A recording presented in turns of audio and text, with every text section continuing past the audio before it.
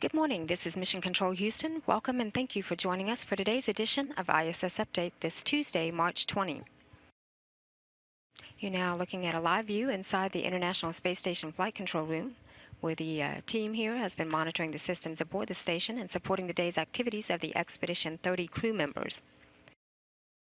Leading the Orbit 2 team here in the Station Flight Control Room today is Flight Director Ron Spencer, shown here on the right-hand side in the dark blue shirt, and Mark Reagan, who is serving as Capcom. He is relaying all ground messages up to the crew. He's shown there on the left-hand side of your screen in the white shirt. On orbit, the 6 crew members, well into their busy workday aboard the station, include NASA astronaut and commander of the complex, Dan Burbank, and flight engineers and cosmonauts Anton Shkaplerov and Anatoly Ivanishin, as well as NASA astronaut Don Pettit, cosmonaut Oleg Kononenko, and European Space Agency astronaut Andrei Kuipers. Commander Burbank, Shkaplerov, and Ivanishin will complete 128 days of their planned 5.5 months in space today, while their Expedition 30 crewmates Pettit, Kononenko, and Kuipers close out today with 91 days in space. The space station with its crew aboard is now flying at an altitude of about 250 statute miles. The orbiting facility is making an east-northeastern track across the Indian Ocean, heading for a pass just across Australia.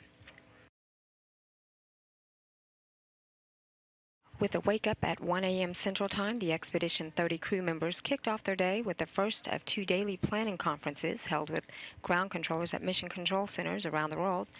That conference is scheduled to review the day's activities, discuss any issues, and also plan for the next set of tasks. Today, Station Commander Dan Burbank is conducting an air leak inspection of the onboard waste hygiene compartment. Meanwhile, flight engineers Don Pettit and Andrei Kuipers are working together on some cleanup work inside the permanent multi-purpose module. It's also known as Leonardo, or the space closet, that is used for extra storage aboard the International Space Station. Pettit also will spend some time later during today's ISS update loading some software and reconfiguring a laptop computer of the Express Rack 4.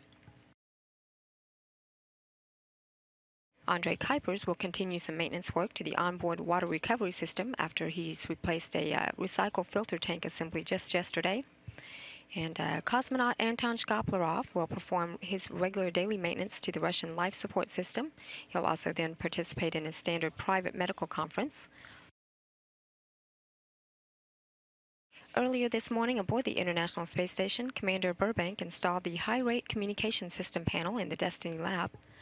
The high-rate communication system panel will allow for 2 additional space-to-ground audio channels and also 2 additional downlink video channels.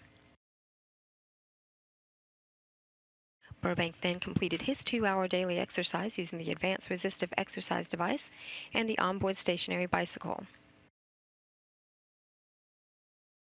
Flight engineer Don Pettit and Andrei Kuipers had conducted a periodic health exam, much like a standard medical checkup here on Earth, but no blood was drawn for today's evaluation.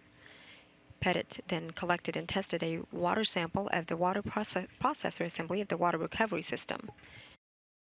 Kuipers spent a few hours today with cleanup activity of the permanent multi-purpose module, what he and Pettit are working on now, transferring some items from storage to its permanent space aboard the station. Cosmonaut Anatoly Ivanishin took some photos as part of a Russian study known as SENER that observes the world's oceans for bioproductive areas for the fishing industry. And also just before today's ISS update hour, Commander Burbank and Pettit took some time out to talk with a reporter with WVIT-TV of Hartford, Connecticut. And at the end of the day, each crew member will have participated in his daily 2-hour exercise to maintain their physical fitness and help mitigate the negative effects of microgravity on their bodies. Commander Burbank will continue that maintenance work of the water recovery system. The Expedition 30 crew will then participate in its final daily planning conference with ground controllers around the world before some evening prep work and entering its pre-sleep period. Everything remains on track for the launch of the European Space Agency's Ariane 5 rocket. Um, that rocket will be sending the third European Space Agency's automated transfer vehicle cargo ship up to the International Space Station. Launch is set for 11:34 p.m. Central Time Thursday night. The crew is scheduled to go to bed today at 3:30 p.m. Central Time. This is Mission Control Houston.